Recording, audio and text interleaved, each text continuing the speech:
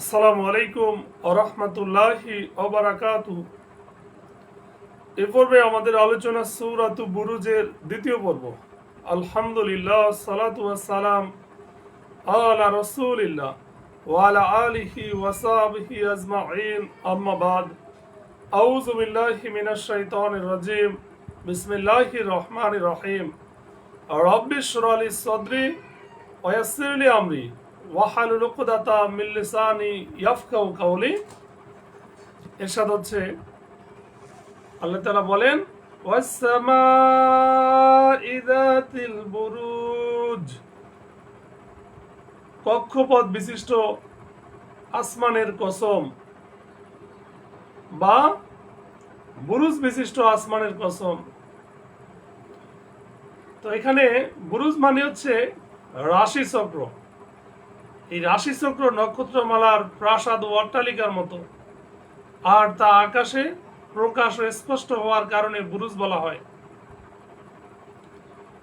বুরুজ থেকে উদ্দেশ্য হলো নক্ষত্রপুঞ্জ, অর্থাৎ নক্ষত্রপুঞ্জ বিশিষ্ট আকাশের কসম। আবার অনেকে বলেন আসমানের দরজা সমূহ অথবা চাঁদের কক্ষপথ বোঝানো হয়েছে বুরুজ দ্বারা। ওয়াল ইয়াউমিল মাউউদ, আর ওয়াদাকৃত দিনের কসম। সকলের মতে এর উদ্দেশ্য হচ্ছে সেই দিন, কিয়ামত দিনের কসম। ওয়াশাহিদি ওয়া মাশহুদ, আর কসম সাক্ষ্যদাতার এবং যার ব্যাপারে সাক্ষ্য দেওয়া হয় তার। হাদিসে এসেছে, আল্লাহ রাসূল সাল্লাল্লাহু আলাইহি সাল্লাম বলেছেন যে ওয়াল ইয়াউমিল মাউউদ মানে কিয়ামতের দিন, প্রতিশ্রুত দিন, জুমার দিনের চেয়ে উত্তম কোনো দিনে কোনো সূর্য উদিত হয়নি এবং ডুবেও নাই। সেদিন এমন একটি সময় আছে, কোনো মোমেন বান্দা যখনই কোনো কল্যাণের দোয়া করে তখনই তার দোয়া কবুল করা হয়, অথবা যদি কোনো অকল্যাণ থেকে আশ্রয় প্রার্থনা করা হয় তখনই আল্লাহ তাআলা তাকে তা থেকে আশ্রয় দেন। কুতিলা আসহাবুল উখদুদ, আল্লাহ বলেন ধ্বংস হয়েছে গর্তের অধিপতিরা। তো সম্মানিত শুধু এখানে একটা ঘটনা আছে যে এখানে আল্লাহ তাআলা চারটি বস্তুর শপথ করার পর মূল কথা বর্ণনা করেছেন।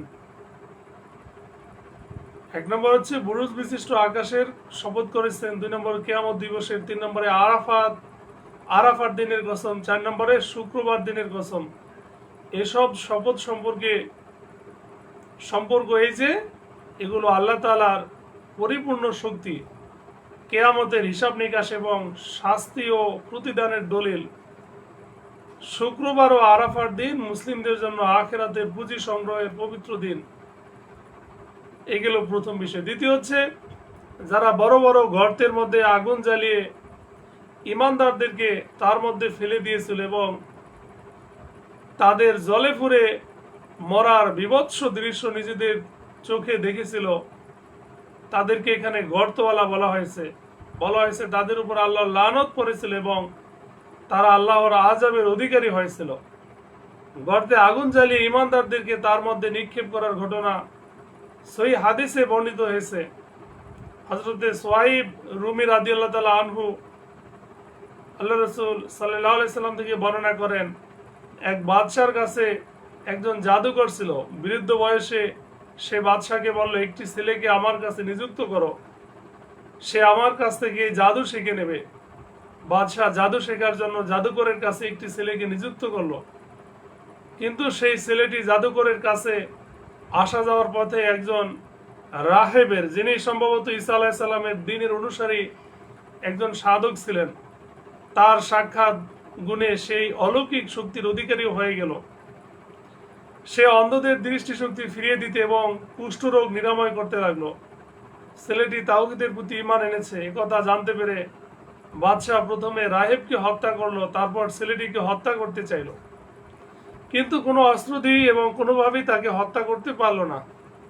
শেষে ছেলেটি বলল, যদি তুমি আমাকে হত্যা করতে চাও তাহলে প্রকাশ্য জনসমাবেশে বিসমি রাব্বিল গুলাম, অর্থাৎ এই ছেলেটির রবের নামে বাক্য উচ্চারণ করে আমাকে তীর মারো, তাতে আমি মারা যাব। বাদশাহ তাই করলো, ফলে ছেলেটি মারা গেল। এই ঘটনা প্রত্যক্ষ করে লোকেরা চিৎকার করে উঠল, আমরা এই ছেলেটির রবের প্রতি ঈমান আনলাম। বাদশাহর সভাসদরা তাকে বলল, এখন তো তাই হয়ে গেল যা থেকে আপনি বাঁচতে চাচ্ছিলেন। লোকেরা আপনার ধর্ম ত্যাগ করে এই ছেলেটির ধর্ম গ্রহণ করেছে। এই অবস্থা দেখে বাদশাহ অত্যন্ত রাগান্বিত হলো। সে রাস্তার পাশে গর্ত খনন করলো, তাতে আগুন জ্বালালো। যারা ঈমান ত্যাগ করতে রাজি হলো না তাদের সবাইকে তার মধ্যে নিক্ষেপ করলো। এই ছিল সেই ঘটনা, গর্তওয়ালাদের ঘটনা, যেটা সহিহ হাদিস দ্বারা প্রমাণিত। সম্মানিত সুধী, তাহলে আমরা এখান থেকে সেই ঘটনাটা জানতে পারলাম। আন্নারি যাতিল ওয়াকুদ, যাতে ছিল ইন্ধনপূর্ণ আগুন। তার মানে খন্দক কি ধরনের ছিল? ইন্ধনপূর্ণ অগ্নি, যা ইমানদারদের নিক্ষেপ করার জন্য প্রজ্বলিত করা হয়েছিল। ইযহুম আলাইহা কুউদ, যখন তারা তার কিনারায় উপবিষ্ট ছিল। অর্থাৎ কাফের বাদশাহ অথবা তাদের ভারপ্রাপ্ত কর্মচারী আগুনের কিনারায় বসে ইমানদার পোড়ার তামাশা দেখছিল। ওয়াহুম আলা মা ইয়াফআলুনা বিল মুমিনিনা শুহুদ, আর তারা মুমিনদের সাথে যা করেছিল তার প্রত্যক্ষদর্শী।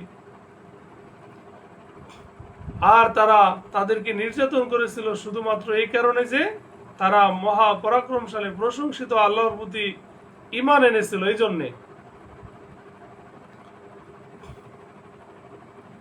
তো এখানে ওই সেম ঘটনার আরেকটি ঘটনা মানে একইভাবে বর্ণনা করা হয়েছে যে অতীতকালে এক বাদশার একটি জাদুকর গণক ছিল। যখন সে গণক বৃদ্ধ অবস্থায় উপনীত হলো, তখন সে বাদশাকে বলল, আমাকে একটি বুদ্ধিমান বালক দিন, যাকে আমি এই বিদ্যা শিক্ষা দেব।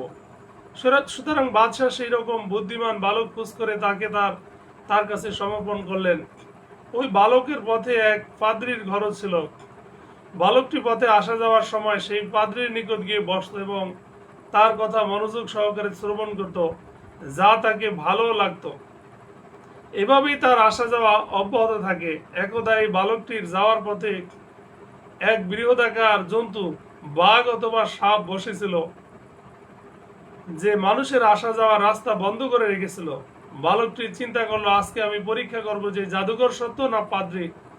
সে একটি পাথরের টুকরা কুড়িয়ে বলল, হে আল্লাহ, যদি পাদ্রীর আমল তোমার নিকট জাদুকরের আমল থেকে উত্তম এবং পছন্দনীয় হয়, তাহলে এই জন্তুকে মেরে ফেলো, যাতে মানুষের আসা যাওয়ার পথ চালু হয়ে যায়। এই বলে বালকটি পাথর ছুড়লে জন্তুটি মারা গেল। এবার বালকটি পাদ্রীর নিকট গিয়ে সব কথা বিস্তারিত বলল। পাদ্রী বললেন, হে বৎস, এবার দেখছি তুমি পূর্ণ দক্ষতায় পৌঁছে গেছো। এবার তোমার পরীক্ষা শুরু হতে চলছে, কিন্তু এই পরীক্ষা অবস্থায় আমার নাম তুমি প্রকাশ করবে না। এই বালকটি জন্মান্তত ধবল প্রভৃতি রোগের চিকিৎসাও করত, তবে তা আল্লাহর উপর বিশ্বাসের উপর শর্ত রেখেই করত। এই শর্ত অনুযায়ী বাদশার এক সহচরের অন্ধচক্ষুকে আল্লাহর কাছে দোয়া করে ভালো করে দিল। বালকটি বলতো যে, যদি আপনি আল্লাহর উপর ঈমান আনেন, তাহলে আমি তার নিকট দোয়া করব, তিনি আরোগ্য দান করবেন। সুতরাং সে আল্লাহর নিকট প্রার্থনা জানালে তিনি রোগীকে আরোগ্য দান করতেন। এই খবর বাদশাহের নিকট পৌঁছলে তিনি বড় উদ্বিগ্ন হলেন। কিছু সংখ্যক ইমানদারদের তিনি হত্যা করে ফেললেন। আর এই বালকটির ব্যাপারে তিনি কয়েকটি লোককে ডেকে বললেন যে, এই বালকটিকে উঁচু পাহাড়ের উপর নিয়ে গিয়ে নিচে ফেলে দাও। বালকটি আল্লাহর কাছে দোয়া করলে পাহাড় কাঁপতে লাগলো, যার কারণে সে ছাড়া সকলেই পরে মারা গেল। বাদশাহ তখন বালকটিকে অন্য কিছু লোকের কাছে সমর্পণ করে বললেন, একে একটি নৌকায় চড়িয়ে সমুদ্রের মধ্যস্থলে নিয়ে গিয়ে তাতে নিক্ষেপ করো। সেখানেও বালকটির দোয়ার কারণে নৌকাটি উল্টে গেল, যার ফলে সকলে পানিতে ডুবে মারা গেল, কিন্তু বালকটি বেঁচে গেল। এবার বালকটি বাদশাহকে বলল, যদি আপনি আমাকে হত্যাই করতে চান, তাহলে এর সঠিক পদ্ধতি হলো এই যে, একটি খোলা ময়দানে লোকদেরকে জমায়েত করুন, আর বিসমিল্লাহি রাব্বিল গোলাম, অর্থাৎ বালকের প্রভুর নামে আরম্ভ করছি বলে আমার প্রতি তীর নিক্ষেপ করুন, দেখবেন আমি মৃত্যুবরণ করব। বাদশাহ তাই করলেন, যার কারণে বালকটি মৃত্যুবরণ করলো। সেই ঘটনাস্থলেই লোকেরা সোচ্চার হয়ে বলে উঠল যে আমরা এই বালকটির রবের প্রভুর প্রতি ঈমান আনলাম। বাদশাহ আরো অধিক উদ্বিগ্ন হলেন। অতএব তিনি তাদের জন্য গর্ত খনন করিয়ে তাতে আগুন জ্বালাতে আদেশ করলেন। অতঃপর হুকুম দিলেন যে যে ব্যক্তি ঈমান হতে ফিরে না আসবে তাকে অগ্নিকুণ্ডে নিক্ষেপ করো। এইভাবে ঈমানদার ব্যক্তিরা আসতে থাকলো এবং আগুনে নিক্ষিপ্ত হতে থাকলো। পরিশেষে একটি মহিলার পালা এলো, যার সঙ্গে তার বাচ্চাও ছিল। সে একটু পশ্চাৎপদ হলো, কিন্তু বাচ্চাটি বলে উঠল, আম্মাজান ধৈর্য ধরুন, আপনি সত্যের উপরে আছেন। সুতরাং সেও আগুনে শহীদ হয়ে গেল। তো সম্মানিত শুধু হাদিস ও ঘটনাটি কাছাকাছি বর্ণনা করা হয়েছে। আল্লাযীনা লাহু মুলকুস সামাওয়াতি ওয়াল আরদ, যে আসমান সমূহ জমিনের রাজত্ব যার, আর আল্লাহ তাআলা প্রতিটি বিষয়ের প্রত্যক্ষদর্শী। আল্লাহ বলছেন, নিশ্চয়ই যারা মোমেন পুরুষ ও মোমেন নারীদেরকে আযাব দেয় তারপর তওবা করে না, তাদের জন্য রয়েছে জাহান্নামের আযাব, আর তাদের জন্য রয়েছে আগুনে দগ্ধ হওয়ার আযাব। তো এখানে মোমেন নারী পুরুষদেরকে কষ্ট দেওয়ার ফলাফল কি হবে সেটা আল্লাহ তাআলা বর্ণনা করেছেন। আল্লাহ তাআলা আরো বলেন, ইন্নাল্লাযীনা আমানু ওয়া আমিলুস সালিহাত, নিশ্চয়ই যারা ঈমান আনে এবং আমলে সালেহ অর্থাৎ সৎকর্ম করে তাদের জন্য রয়েছে জান্নাত, যার তলদেশে প্রবাহিত হবে নহর সমূহ। এটাই বিরাট সফলতা। ইন্না বাতশা রাব্বিকা লাশাদীদ, নিশ্চয়ই আপনার রবের পাকড়াও বড়ই কঠিন। অর্থাৎ যারা আল্লাহ রাসূলকে মিথ্যা ভেবেছিল এবং তার আদেশ লঙ্ঘন করেছিল, যখন আল্লাহ তাআলা এই সমস্ত শত্রুদেরকে পাকড়াও করলেন, তখন তার পাকড়াও হতে কেউই পরিত্রাণ পেল না, রেহাই পেল না। নিশ্চয়ই তিনি সৃষ্টির সূচনা করেন এবং তিনি পুনরায় সৃষ্টি করবেন। অর্থাৎ আল্লাহ তাআলাই নিজ পূর্ণ শক্তি ও কুদরত দ্বারা প্রথমবার সৃষ্টি করেন এবং কিয়ামতের দিন পুনর্বার ঠিক সেভাবেই সৃষ্টি করবেন যেভাবে তিনি প্রথমবার সৃষ্টি করেছেন। আর তিনি অত্যন্ত ক্ষমাশীল, প্রেমময়। তিনি আরশের অধিপতি, মহান। তো এখানে অর্থাৎ তিনি সমস্ত সৃষ্টি হতে সুমহান এবং সুউচ্চ। আরশ যা সব থেকে উচ্চ অবস্থিত, যার উপরে আছেন মহান আল্লাহ তাআলা। তিনি তাই করেন যা তিনি ইচ্ছে করেন, অর্থাৎ তিনি যা চান তা বাস্তবে করে থাকেন। তার আদেশ ও চাহিদাকে রুখে দেওয়ার কারো সাধ্য নেই, আর না কেউ তাকে কিছু জিজ্ঞাসাবাদ করার ক্ষমতা রাখে। হযরত আবু বকর সিদ্দিক রাদিয়াল্লাহু তাআলা আনহুর মৃত্যু রোগের সময় তাকে কেউ জিজ্ঞাসা করলো যে আপনাকে কি কোনো ডাক্তার দেখেছেন? তিনি বললেন হ্যাঁ। সে বলল, তিনি কি বলেছেন? আবু বকর রাদিয়াল্লাহু তাআলা আনহু বলেন, তিনি বলছেন যে আমি যা চাই তাই করি, আমার ব্যাপারে হস্তক্ষেপ করার মতো কেউ নেই। হাল আতাকা হাদিসুল জুনুদ, আপনার কাছে কি সৈন্যবাহিনীর খবর পৌঁছেছে? অর্থাৎ তাদের উপর যখন আমার আযাব এলো এবং আমি তাদেরকে নিজের কবলে করে নিলাম, তখন কেউ টলাতে পারেনি। ফিরআউন ও সামুদ, ফিরআউন ও সামুদ সম্প্রদায়ের কথা। বালিল্লাযীনা কাফারু ফি তাকযীব, বরং কাফেররা মিথ্যারূপে লিপ্ত, আর আল্লাহ তাআলা তাদের অলক্ষ্যে তাদের পরিবেষ্টনকারী।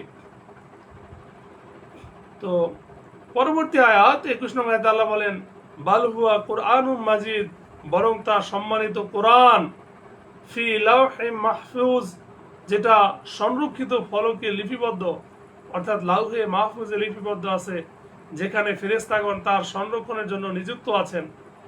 আল্লাহ তাআলা প্রয়োজন ও চাহিদা অনুযায়ী তা অবতীর্ণ করে থাকেন। সাদাকাল্লাহুল আযীম।